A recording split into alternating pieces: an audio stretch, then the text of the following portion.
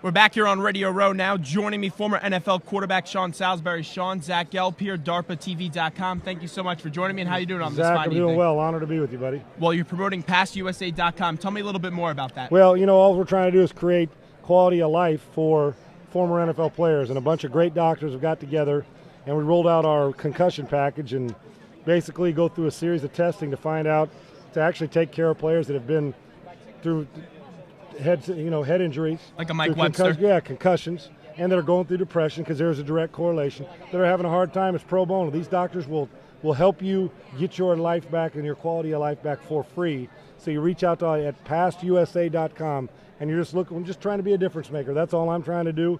I've suffered through depression in a bad way, been hit in the mouth with it because a lot of things at once hit you with chronic pain and head injuries from playing. I feel great, and they will tweak, turn, twist everything they can to make it better, and they're doing it the right way without giving you a script and saying, go take a pain pill. This is the way it's supposed to be done, and they're doing it for free. Now, I want to take you back to something 2 years ago when Jay Cutler had that injury, and all these guys in ESPN, they were saying, all the former players were saying, oh, how do you not go back out there? For having that player mentality in the past, how tough is it when you're hurt not to go back on the field when you want to go back on the field? Well, I think most of us felt, and you can't judge Jay unless you walked in his shoes and how injured he was. Only he knows. Mm-hmm. But I know darn well that to a man, the guys I talked to, that would have had to drag him off the field. But that's the mentality. And Jay's tough.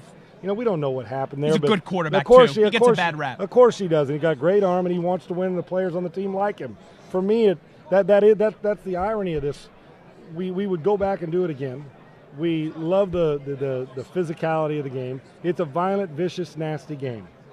And as long as you take dirty hits out of it, then you can be vicious and hit hard. That's why we do it. That's why we love to play. We love the competition. But most guys, heck, if your leg can get you out on the field and it's not hanging off, most guys go back in. Even if you have a concussion, we've all been there, where you don't want to be pulled out of the game. You don't want your teammates to be disappointed. You don't want to let anybody down. You want coaches, you can't make the club in the tub. That is the mentality of a football player. But the same things that make you great and make you do those things are the same things when you're done playing that get in your way and your ego gets in the way to not go out and seek help, and the guys need help. Last thing right before we let you run, because I know you got to go. When you're looking at this game, break down the quarterback matchup for me, and who do you like to win this game come Sunday? Well, 4 years ago, it was complete opposite. Everybody had the Patriots, and it was too obvious, and the Giants hit them in the mouth. I think it's too obvious this way. The Giants are the better team right now. They're the better team when you go down a checklist. But with all that being said, Belichick 2 weeks to prepare. Brady's a competitive, angry guy and irritated because he wants to win, and they all do. But Brady's a different cat now. You cut him open, there's something in that DNA that's special. I think both quarterbacks are going to have monster games because I don't think the secondaries are very good on either team. That being said, somebody, Tom or Eli, will not choke in this game. It'll come down to somebody else, and somebody will choke, and somebody will be a hero.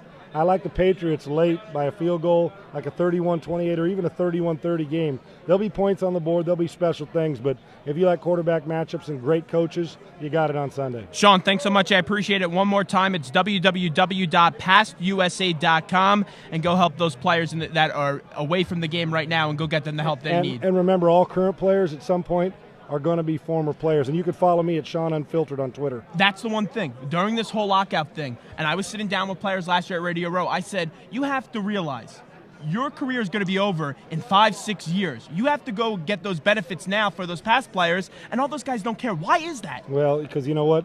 You don't think your career is ever going to end, and then when you finally don't have it anymore, you start to look around and the lights dim and you go down and there's nobody out there asking you for the autographs they used to, and you're wondering where everybody is. You know where they are? They're caring about the current player. I was a player.